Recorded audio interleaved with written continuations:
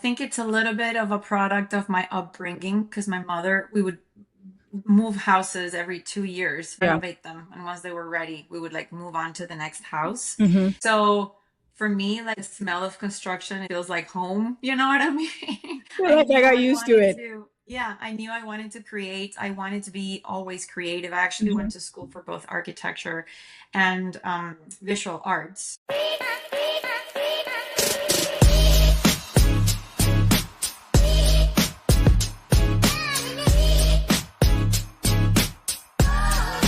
What's up, you guys? Welcome to another episode of Legacy Talks. And I'm your girl, your host, Keleisha, and I have the beautiful Paola Leon Garcia on the show Hello. today.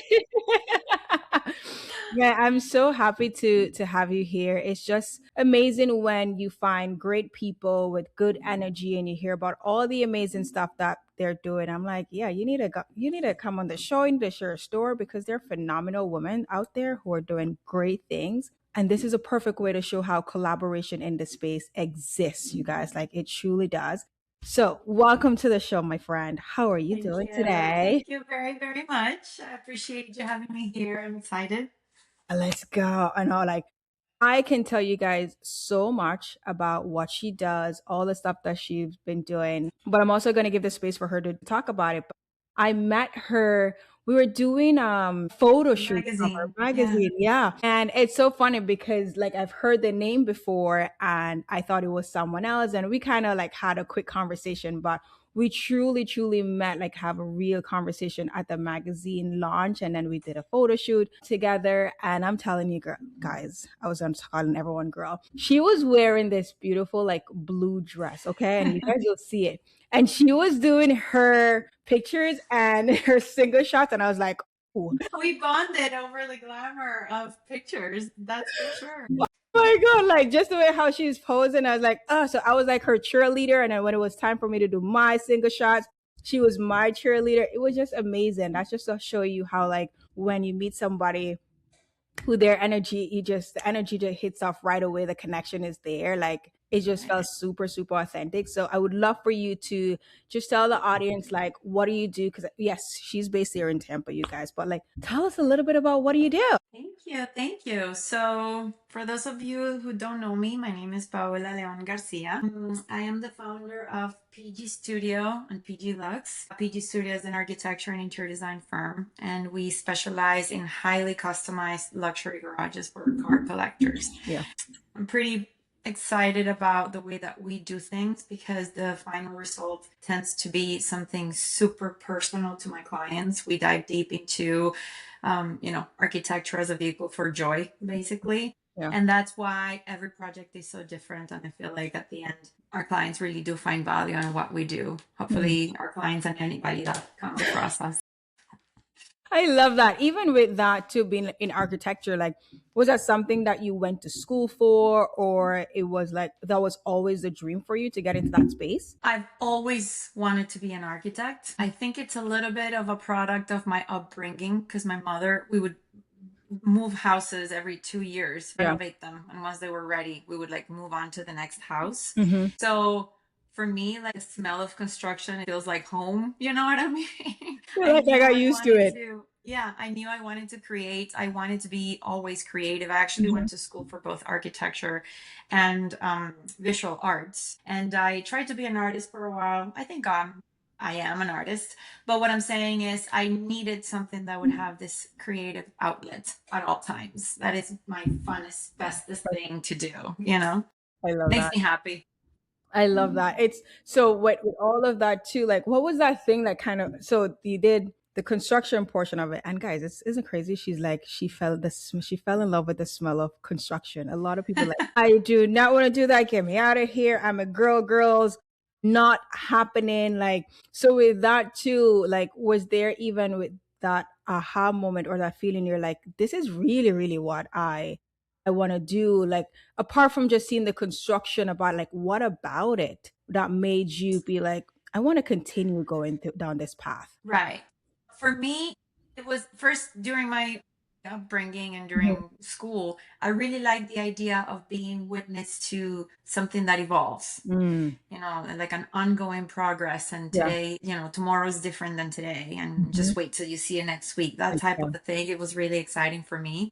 And when I was working on both the architecture side and the art side, architecture became really obvious to me that that's the route I wanted to take, because it's basically art that you get to live in, you Mhm. know? It's like this 360 space, Yeah. as opposed to an art piece that it's just on a wall, for example, Mm. or a sculpture. So the idea that you could live in a space that could also be considered art, Yeah. that was very interesting to me. And the fact that that is so subjective, what hits me in a way, it's different from you. So the Yeah. challenge of getting to understand the client to the point that I can Mhm. provide that for them, Yeah. whatever shape that takes, that is a challenge that I really, really like. Hmm. When you told your parents like this is what I want to do, like were they excited, supportive? They're like, no, you should go be a doctor or go do this, or they were completely supportive. They were always supportive, and I don't Mhm. remember a time when I didn't know. Like, Yeah. I remember I'm originally from Venezuela, and there's piñatas, piñatas. I remember specifically all my friends would play with the little toys that were in the piñatas. I would Yeah. create architectural models. Like, I would make After piñatas? houses and, rivers, and have the little soldiers like be a part of. I always knew this is That where you I wanted. fit. Yeah. I never had this question as to should I be a doctor, should I be a Mhm. lawyer. It was very clear, which I'm really thankful for, actually, because I know Yeah. that that presented an opportunity for me to be super focused and intentional, About about my it. education and all the decisions that came after. Yeah, no, I think that is so true because for a lot of people, they get to, like growing up, you're like, I want to be a doctor. And then you get to high school or college, I want to do something else. And then you switch, I want to change career path. But so that's amazing that you Right. were so clear on this is what I wanted to do. So you mentioned that you're from Venezuela. So when did you come to the US and started like working on that career path fully? So I came in 1999, and I Hmm. did my last 2 years of high school here in the United States in Miami. I went to college in Miami, Hmm. and I started working in architectural firms through college, which obviously presented a good reality check that yes, college is amazing, Yeah. absolutely, especially for a career like this, is it's almost indispensable. Mhm. But the real world is where it's at. You really need to experience those things, the day-to-day transactional things that you do with Yeah. clients, with vendors, with the city permits, all those kinds of things that Mhm. school doesn't really do well Yeah. in teaching you. So it became obvious to me that it was definitely the path that I wanted to do. If anything, later on, it became more about like, well, do I want it to be residential? Do I want it to be commercial? Mhm. We did all of that, hospitality, healthcare, all the things. And recently with the garages, it felt like it clicked so well. Yeah. And I decided to almost niche down on it, really double down in the thing that I enjoyed and that I felt that I presented even better value Got it. proposition. And we still do some of those other things, but the garages are really where I think I shine. What when you say it clicked, like what was that thing? Like where you're like, yeah, garage, this is it. Like what was that thing that made you? Well, I think as a business owner, you have to recognize the patterns of the things that work for you, the things that don't. Yeah. What felt like was friction, what felt like was just light and smooth and Hmm. simple. There's many things about the garages that I really like. One of them, the fact that people tend to allow themselves to explore more in the garages than in a residential project. Because in your residence, you're going to see something every single day. So you're maybe a little bit more scared about going for, like, I don't know, a red bathroom or Okay. something Yeah. like that. You know what I mean? But in the garages is not your home. If anything, it's the thing that it's a place that you go to away from your home to be that alter ego version of yourself that is Mm, playful and social. And it's about your toys and your collections and your yeah. business and your people. So I think that people allowed themselves to be a little bit more More- of risk takers, Yeah. more free. Yeah. And it's because it is by definition more playful. It's a space for you to basically have your toys, for a Mhm. lot of these people, that's what it is. And to entertain, they started from a different mind frame. They start with a yes, not with a Yes. no. Yeah. Yeah. That was really important to me. The other thing, to be quite honest with you, because we're keeping it real, Real. I think the garage owners tend to be businessmen that are, I say businessmen because a lot of my clients are men, even though of Mhm. course I've dealt with women and with couples, but they're really busy. They don't want to waste time. They don't want to, beat a decision with a bat and Yeah. just kind of waste time and 8 hours talking about this one or this one. You know what I mean? I really like the idea that people were more to the point, appreciative of their time and my Mhm. time. And I felt like it just moved faster than a Yeah. typical residential project, for example. And then last but not least, and really importantly, all these people have their homes, second homes, their Mhm. businesses, offices. So starting with them in the garages only created an opportunity to then repeat business with them in their Yeah. homes or a new endeavor or a new business office or something. Yeah. So it just kept opening doors. So, the moment that we started realizing this pattern, it Mhm. just felt appropriate for us to recognize, well, maybe this is where we want to focus. This is Yeah. where we feel the happiest and where we deliver the best work. See, and I think that was it was very unique for me when I first met you because everyone who's in that space, it always goes back to doing stuff for residential, commercial. It's always homes, right? Or they're selling it or renting it, whatever it is. So just to hear you've really found your niche, it's just amazing because now if someone asks me something like that's outside looking for architecture who's outside of residential and commercial, like I'm automatically gonna think about you because you found a way to stand out in that marketplace, and I think that is also amazing. But to take it a step back a little bit, you mentioned that from Venezuela you came here, finished the last 2 years of high school, right?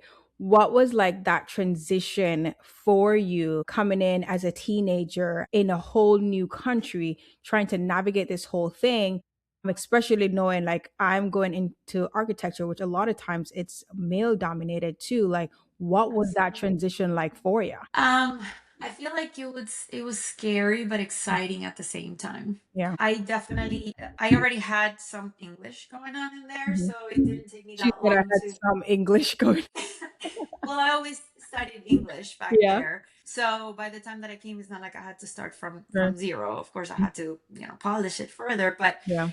the language portion was not so scary for me. It was, at that stage when you're 16 years old, your friendships are your everything. You Thing. know what I mean? Mhm. That's probably where it was the hardest for me. Yeah. Also, I went to school in the same school forever, so it Mhm. was like forever friendships.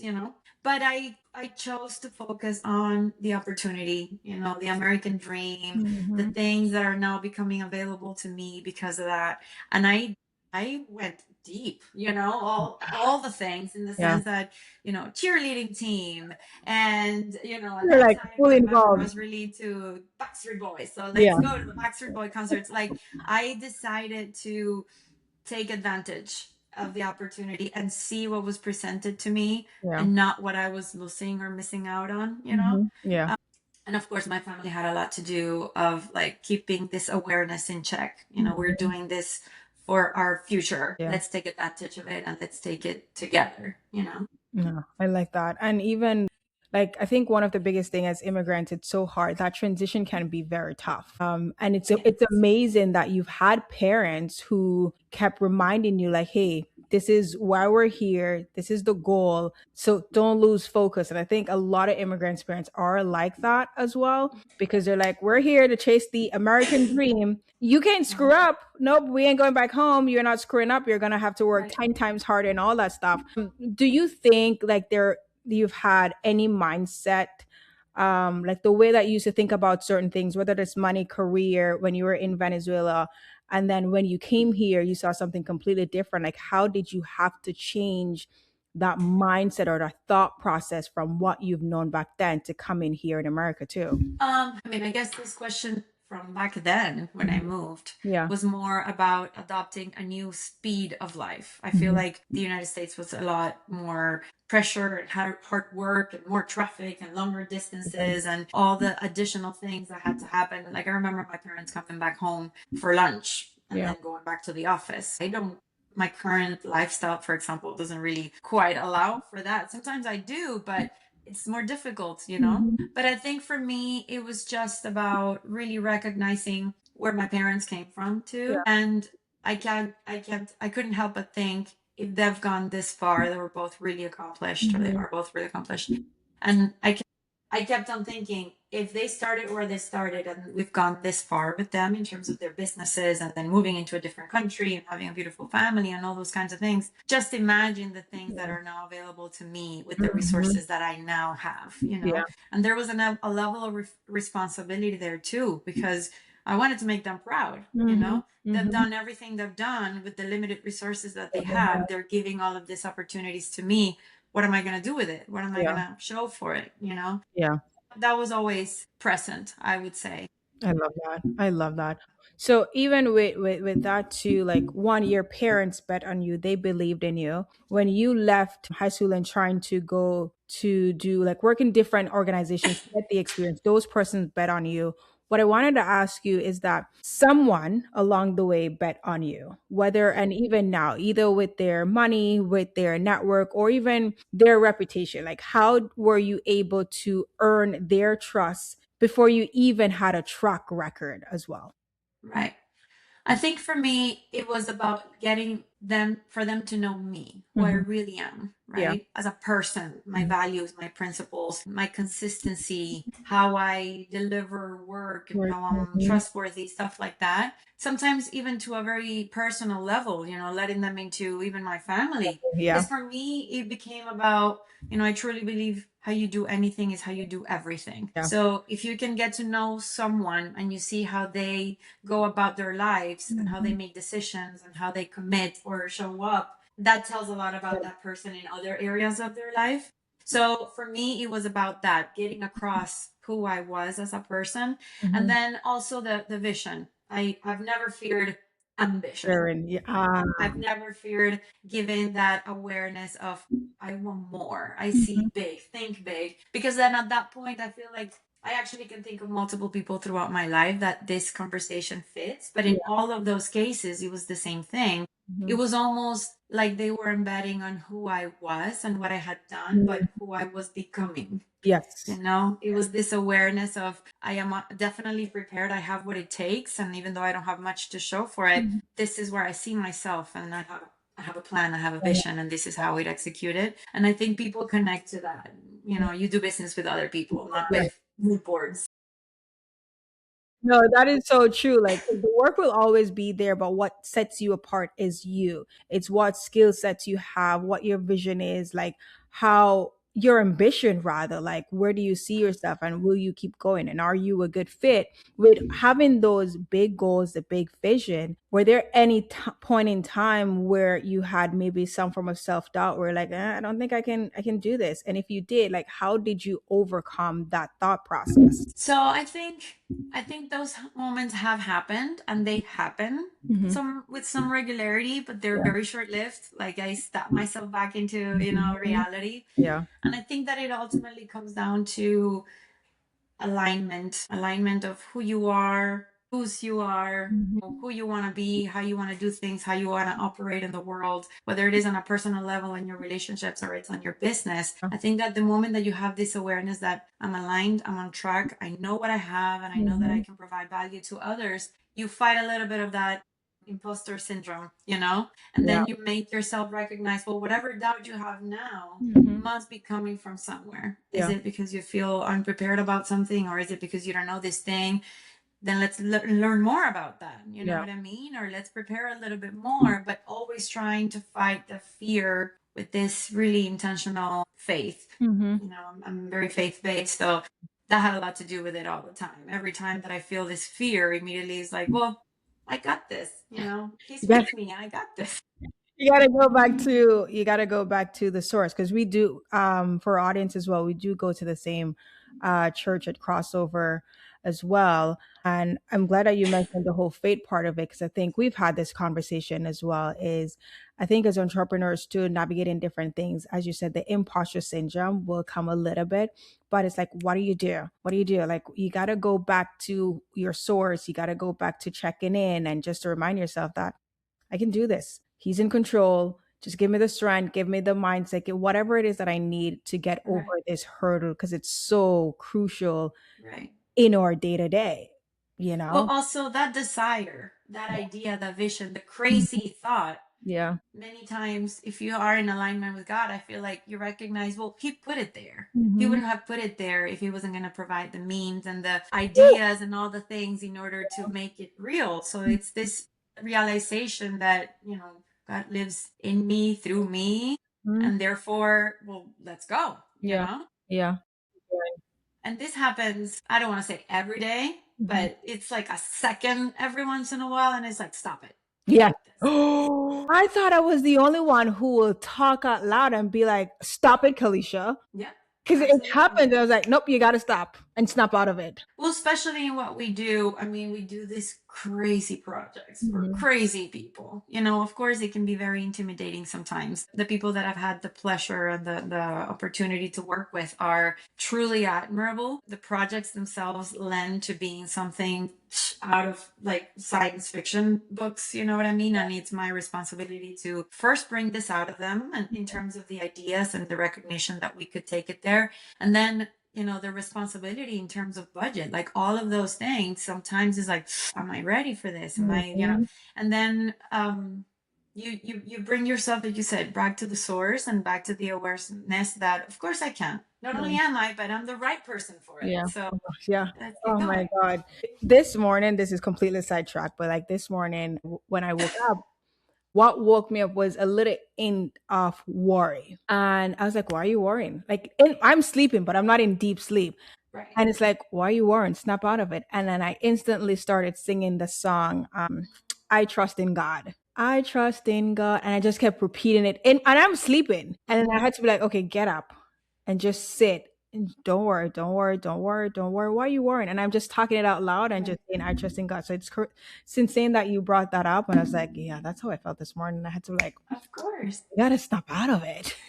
Absolutely. We You have need to to keep snap out yourself of in it. check often. Yeah, you have to. And I know we spoke to a little bit about the importance of like having a coach, a mentor, no matter what level that we're in, because I think sometimes we focus mainly on having like just business related coaches and stuff like that, or just the industry that we're in. Like, talk to us about what does that look like for you as it relates to having a mentor, coach, and like how do you keep improving yourself and just having someone to keep you accountable as well. Right. So I would have to say it all started with my husband Hmm. because he's very into this, very very hungry for growth and evolution and all those kinds of things. I have to say at the beginning of our relationship I was probably the more fearful one. And I saw him always devouring books and taking seminars and going to all these things. And I definitely leaned into it and I started doing it myself. And it became very obvious to me that the worst that could happen in engaging into something like that is that you learn something and you Yeah. grow and you know someone that maybe is aligned in the way that you think because they go to the same things. Hmm. So I really made it a point, we together, we made it a point to always have an element of that. If you stop growing, you start dying type of Yeah. mentality. Hmm. So that we always have that. And I've had different coaches in my life. Many times they're more business related. Where I feel the most comfortable is where there's a balance about like business and personal life. There's so many aspects of yourself, as a mom, with your kids, with your friends, with your family, with your house, with your body, with your, Hmm. financial situation, with your faith, Yeah. or spiritual situation, all those kinds of things.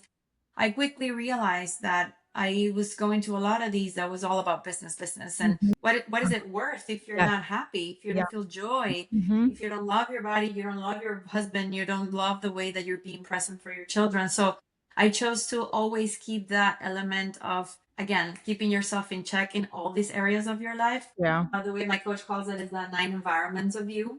So recognize What is it called? 9 environments of you. So, physical body is an environment, your Yeah. physical, place of work and your home is an environment, your spirituality, your network, your friends, all those environments are Mhm. ultimately together what Yeah. forms you. And many times you realize you're excellent at some and really, really bad at others, right? And then it's important to recognize, well, how do I improve that? What do Mhm. I need to do? What habit do I need to take, or what habit do I need to drop in order to allow for that to be the best version of yourself? And many times what I found is you start learning how would they talk to you about a problem, right? What Yeah. question would they answer with? Exactly. And then you start asking yourself those questions. But also sometimes you get stuck in your own Mhm. problems. And sure enough, you talk about it with a coach, and many times they don't even say anything. Just they just ask questions, and sure enough, you answer to yourself what you always needed to know, Mhm. which you knew. You just needed that like brutal clarity and Mhm. awareness and retrospect to recognize that within yourself. Yeah. And that's important to be that way, because it's not like someone planted an idea on you. It's like the idea came from yourself. You did Mhm. it with conviction. You already knew. And that helps a lot with the whole idea of I can do this, right? Mhm. Because it's not like someone's telling me what to do. Yeah. They're just guiding the questions and the awareness so that I come up with the answers of what I should do, what feels true to me Yeah. in any specific situation. And not So even I just talk answering about out all that. loud too. Just talking it Huh? out loud. Just talking it Yeah. out just help. Right. Many times there's a problem that keeps you up at night. And then, sure enough, you talk about it with someone and you hear yourself as if you were this third person. Yeah. And then you answer to yourself because it sounds stupid. You know what I mean? So, yes, talking it out sometimes detangles the knot in Yeah. a way, you know? And you're Sometimes like, you mm. hear yourself and you catch yourself saying something that, like, you wouldn't, I wouldn't want my daughter saying. So then it's like, well, what would I tell if it was my daughter telling me this, you know? See, that's a good way to even look at it too. And I'm glad you brought up your daughter too. With what you are building, right? What are you trying to build? Like, what legacy are you trying to leave behind with your family, or what example are you trying to demonstrate to your kids as well, so they can remember, like, my mom did XYZ. Sure. That's a really good question. I mean, I think obviously it's about my kids most importantly, but I think big. So I think it's about my kids and my Love it. team and my clients and everybody. If there's anything that I would want to leave behind, is the idea that you don't need permission, you Mm, know, that you can go for it in whatever really feels true to yourself. You need to be in alignment with what feels true to you. Some people can be very successful doing stuff that don't feel that come natural to them. You have to have like a very, very keen ability to question every decision that you make. Is this truly what I want, and why do I want it? Where did the idea come from? So I want them, particularly my kids, to be able to say, well, I want to live life by design. You know, people may not understand, they might not share, they might not agree, they might not support, but this feels true. So I yeah. don't need to ask for permission. And to go for it, you don't need to have it figured out. You know, you can feel fear and still go for it. We work really hard. So I deal a lot with like mom guilt. And the way that I trick myself out of it is to become aware of the model that I'm presenting for them. You know, you work hard, Yeah. you put yourself a goal, you commit to it, you figure it out. If you need to reroute and rethink the goal, is that really what I wanted? Is it working? What can we do differently? Mm, I like to carry them around in meetings and to bring them to the office sometimes, because I feel like they're exposed to those conversations. yeah. How do you resolve problems? How do you resolve a conflict with Mm, someone? How do you resolve the fact that I'm not ready and I'm about to step into a meeting? What, you know, those kinds of a thing. I think that I want them to feel like they can, that they'll figure it out, but they need to choose it though. They need to have the awareness to choose it. So cool. that is that empowerment. I think it's the one thing I would want them to take with them.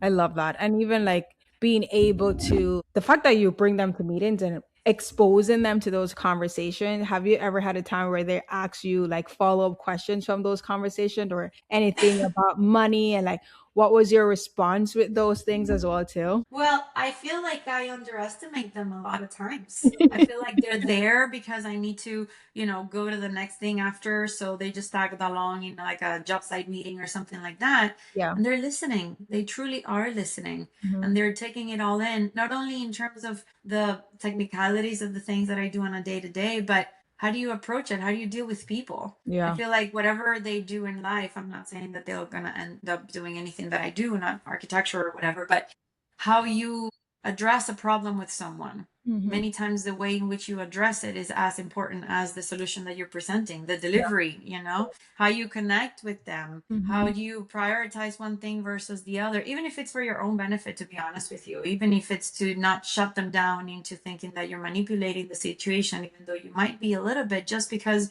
you're aware of like cause and effect. If I Yes. say this way, it might just trigger a whole bunch of issues. Whereas Mhm. if I remain constant and calmed and Yeah. collected, then you Yeah. can guide the situation into a place that you want to, where you want it to go.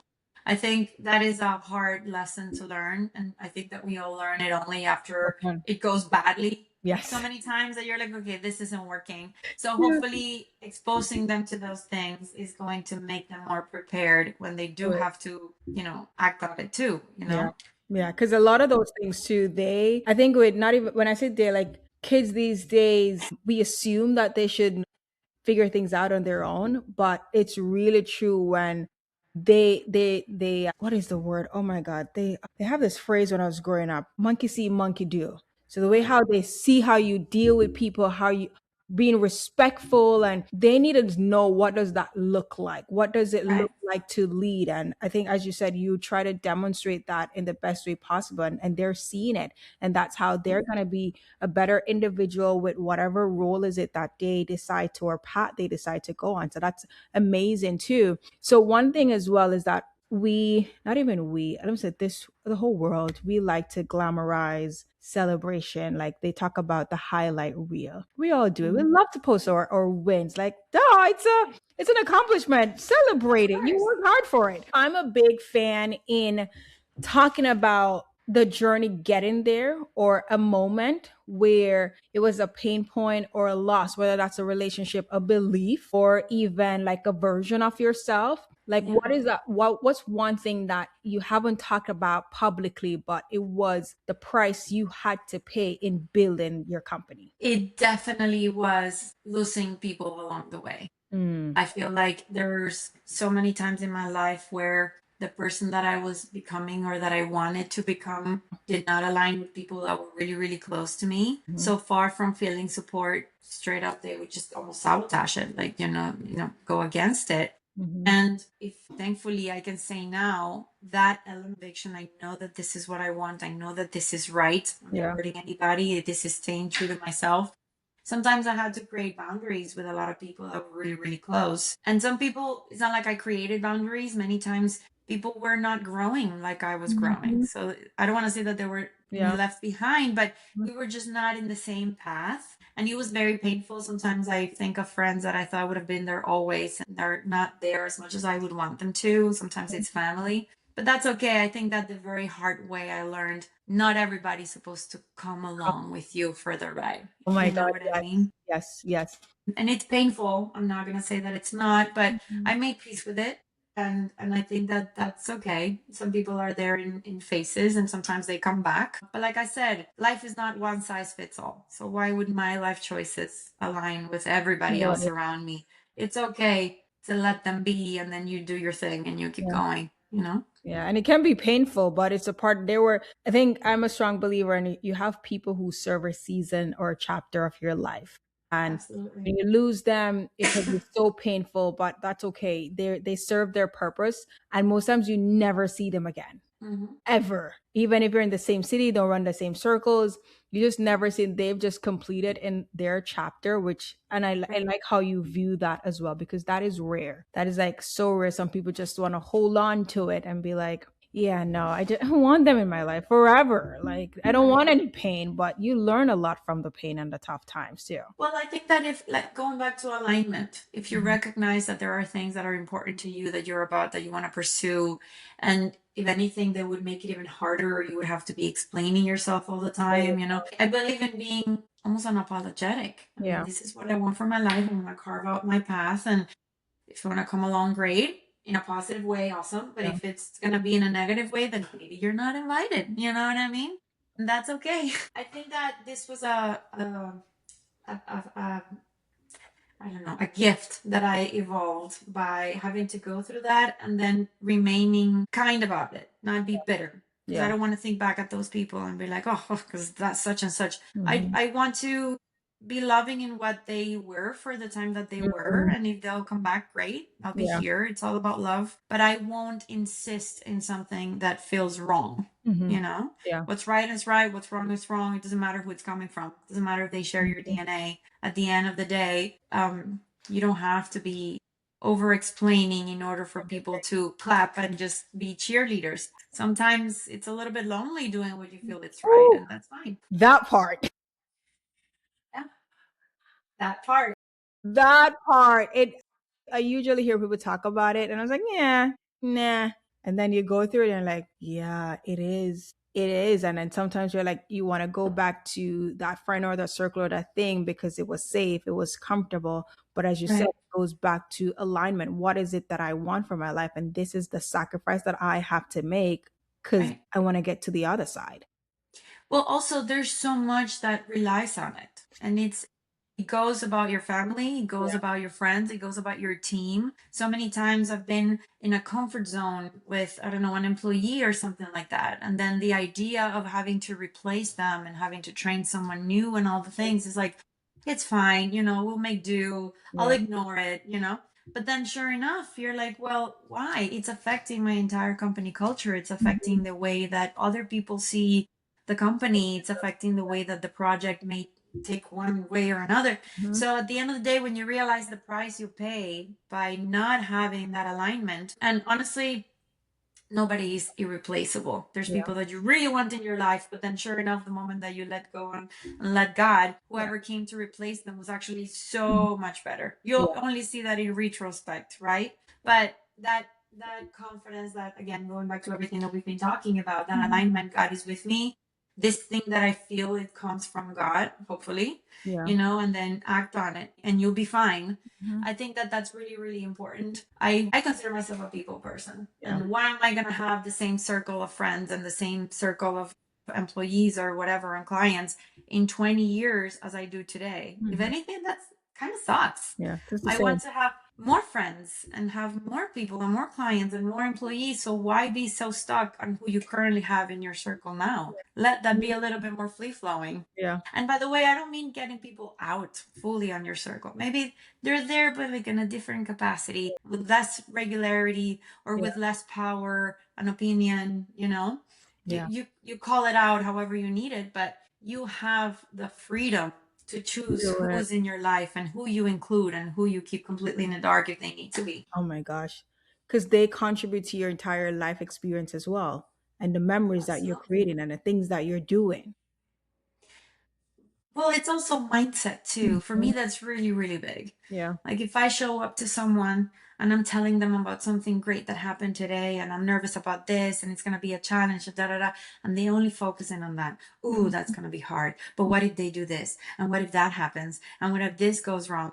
I mean, I'm not saying that those are things to consider, but the idea that you have a team of people that build you up and Yeah. that call awareness to the things that you should be calling out, but not from a place of fear, Mhm. just awareness, calculated risks, First. those kinds of things. That's important. But I feel like we can all relate to the fact that sometimes it's a family member or a friend or a team member that after you meet with them, you're just like down. Like Yes. they drained you from this They suck energy. Like you everything walked out of in you. there like you could conquer the world, and then you leave, and it's like, what just happened? The vibe is so different now. What's off? And sometimes it's their mindset, and Hmm. that's why Yeah. there's people that I am fully open with because I feel safe that Yeah. they'll understand me, they'll see me, and they'll be able to contribute in a way that I think is aligned. Yeah. And then some other people, it's okay if they don't know as much because Hmm. I feel like they are not going to understand. I don't want to have to explain themselves. They haven't changed so far. It's so Hmm. pretentious for me to think that I'm going to change them in a 20-minute conversation. So just let them be and just, it's fine. Be in the dark. Congratulate me when you see me doing it? You mentioned that too, the whole thing with setting an example for the team because you're leading a team as well. Like, actually, before I go into the question, how many persons are your employees do you have? Right now we have 7. Okay. So I consider myself in PG Studio. PG Lux is bigger. That's the exotic car rental company, which we haven't talked about. But we are a very small boutique Eco firm. It's term. more about quality than quantity. 100% agree. How do you separate, like, because you talk about the mindset and showing up for you. When it comes on to leading your team, how do you switch different hats in showing up like as a leader and then a management? Because being a leader and a manager is completely different as well. But Right. when you feel maybe unclear or like, as you said, the whole mindset thing in terms of you're worrying about like, what if this client says this? What if they don't do this? And how do you have those conversations in front of the team? Do you like, "You got this," and then go in a room and scream and be like, "Ugh," like how do you? I try to not put them in a spot where they feel embarrassed. So Hmm. I don't do it as a team unless it applies to multiple people. And then it Okay. feels like I'm addressing the team, not this one person that I'm singling out, you know? But I think that I many times become a little bit of my coach, you Mhm. know, in the sense of, well, you know, it happens all the time. I want them to grow with me. I want Yeah. them to be the best version of themselves. So Hmm. if I see that they are coming from a place of fear or uncertainty and all these kinds of things, many times it's like, you know, be strong in who you are and what you want from them. You know, not be mean. You still be kind, but you get what you want. It happens a lot with, particularly with like interns. You know, Hmm. they're like, oh, I called, but they didn't answer, and I don't want to call them again because then they're gonna think, I'm no, annoying you them. call and you're kind, but you demand, I need to know. What's the worst that can happen? They don't pick up or they call you back the next day. You don't lose anything. But I think it's life lessons. I tell them all the time, whether you stay with us or you go on to another company or when you go on to another company, talking about legacy. What outcome do you want out of this project, out of this life, out of this conversation, out of this email? Define that for yourself, Hmm. then lead strongly into that, and then it's likely that you'll attract what you Yeah. wanted, you know, in the first place. But if you're not clear about that, and if you're coming from a place of, oh, they're going to say no, well, that's likely going to be Yeah. true if that's how you started the conversation, you Because they're know? expecting it and you're putting it out there too. Exactly. Absolutely. And I feel people can Yeah. tell. Yeah. When you walk into a place and you feel like you're selling them something that you yourself haven't really quite bought, you know, they're going to pick up on it. So it's basically impossible to get what you Mhm. want unless you know that it's right, that it's the Yeah. right thing to do. You're not hurting anybody, you're adding value, this is what you have to be doing. If it comes from there, there's no reason it should go sideways. And Mhm. if it does, then we'll reroute, you know, but at least you try, you You do tried, what yeah. feels right. Yeah. And I like how you do that too with the like how you motivate the staff, like your staff. I think one of the things that I've been learning since I've had employees is I have to be like, okay, you're now dealing with a human being.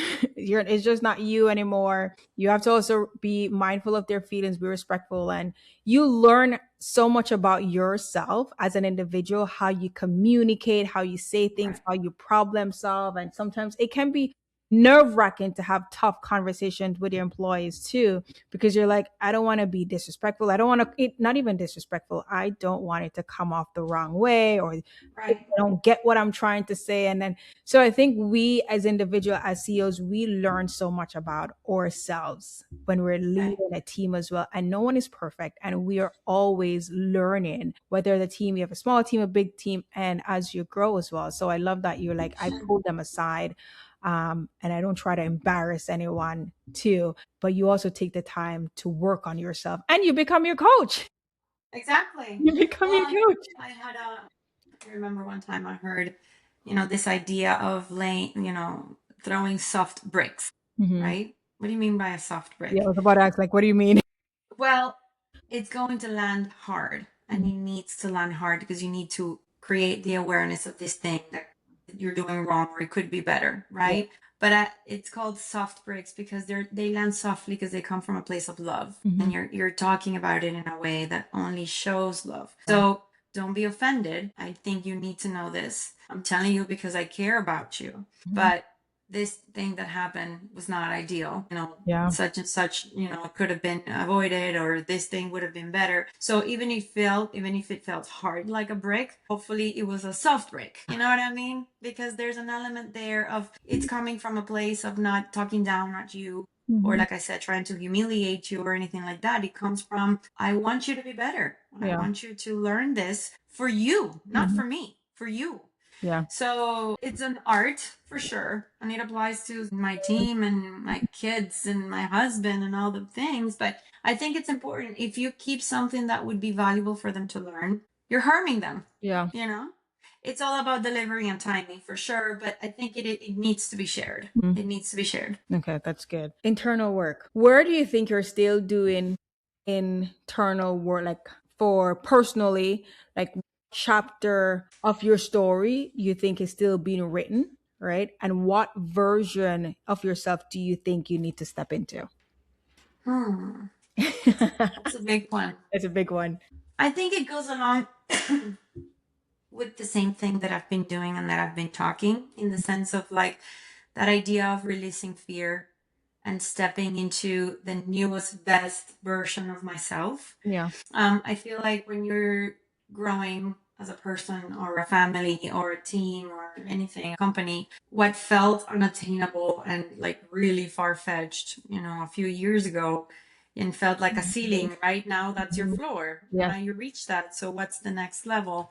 And in order to push yourself into that discomfort of getting to that next level still has to do with releasing the fear and being empowered and having that alignment and stepping into, well, I don't have it figured out, but we Yeah. will figure it out. And God is with me and we'll talk about it and we'll learn and we'll include the necessary people. So even though I wanted to keep it away from business because the internal work sounds like a personal thing, but it's difficult for me to separate it because it applies to all things in life. Yeah. You're always growing. You have that ambition that you want to achieve in terms of what's the relationship I want to have with my husband, what's the relationship I want to have with my kids, with my team, who do I need to become to get there. And then I think also, I mentioned I have two kids, very different ages. I have a 3-year-old and a 13-year-old.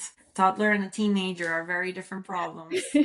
Um, so doing everything we're doing in terms of business growth while still being present where they need me to be at. They need me at very different points and in very different ways. They're very different delivery methods. Having the opportunity to expand myself to the point that I have what feels like life or death conversations with a client and then with a team member and then with my husband and then with my 3-year-old and then I think that evolving into that version that I need to become for all of those different people, it is a struggle. And it's probably always going to be a struggle because I'll keep changing. They will keep changing. The company will keep changing. So having that recognition of, well, who do I need to become? Not from a fake place, as in like, what I need to fake. No, no, no. What do I need to evolve into for it to be more present and to be where I need to be for all of these things to flourish further, to see the fruit that you want to see in yourself first and then in them. Not easy, that's for sure. Not easy. It's a lot of work. It's a lot of work, and being honest with yourself. Oh my god, that part too is like I got to truly be honest with myself. Just be real with yourself for a little bit And with too. them too. I don't believe in I believe in vulnerability. I Yeah. think that with a client, if you made a mistake, acknowledge it. Yeah. It's on me. This happened.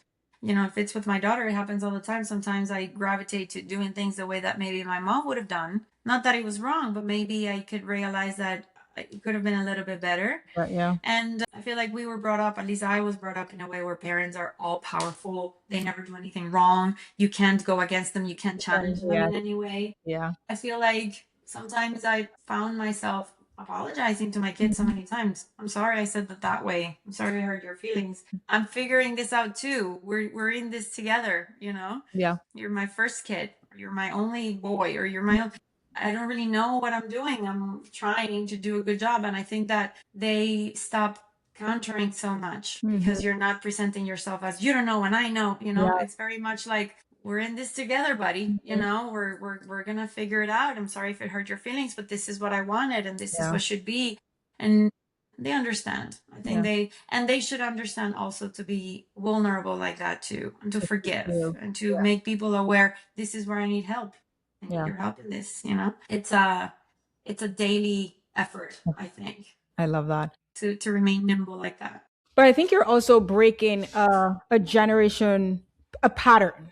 You're breaking that part. Mhm. You're so aware of, oh, that's something my mom used to do. As you said, it's not that it's bad, but I also don't want to continue this trend. I want to break Mhm. that cycle, and this is going to be my version of things. So even when they get older and they have kids, they're like, oh, this is how my mom handles stuff. And they're going to add their way of doing things as well. But you're not keeping, you're breaking the pattern of parents are always right, kids are always wrong. So I love that you mentioned that as well, Yeah. because people talk about breaking cycles, but they don't realize sometimes it's the simplest things that you keep doing over and over. That's how you break the cycles, but you're so aware of it. One question that I personally want to ask is like for the person who's like, they're hearing this conversation today and they're like, okay, she sounds like me. We're from the same background. She looks like me, but they don't believe that it is possible for them, or they just don't believe in themselves. Like, what would you say to them? what word of encouragement would you give to them? I would say, well, you don't need permission. Like I said before, that's a very strong one for me. If you feel it and you believe it and you're aligned with that, that's what matters. You Yeah. and God, you know? You don't need it all figured out. There's a Mhm. lot of ways you have no idea how it's going to happen. Where is the money going to come from? Who's going to step in? That's fine, but you keep going. You take Yeah. the necessary steps little by little. You eat the elephant one bite at a time. One. You know, you're honest with yourself and you move in that direction. I feel like the moment that you start working towards your dreams, they also start working towards you. I think Mhm. that's an important recognition, that alignment too, that I believe. I think that I would tell them fear is normal. I deal with fear every single day of my life, but being stuck is optional. Yeah. You can Whew. have fear, but you don't have to be stuck. You can be Mhm. fearful and still take the step, make the phone call. You know, I think that is important. When I take responsibility over I'm stuck because I chose to be stuck, I would tell anybody that's listening to this, it applies to them too. If Yeah. there's something in your life that doesn't click or doesn't resonate, choose differently, you know? I think at the end of the day, you can have the life that you want, but you have to choose it. You have to Mm. be aware of that and then you have to choose it.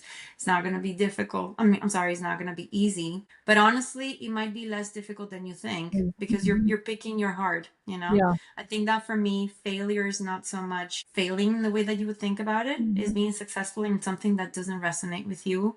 I feel regret more than anything. I don't want to look back at my life and say, well, where Mhm. did I spend all my Yeah. time and all my youth and all my money? So I would say the moment that you're able to have that clarity and honestly, brutal honesty with yourself, what you want and why do you want it, then you choose it. You take the steps, you believe in God if you're like me, and then you take one step at a time. The path will present itself to No. you. Yeah. No, I love that. Especially taking one step.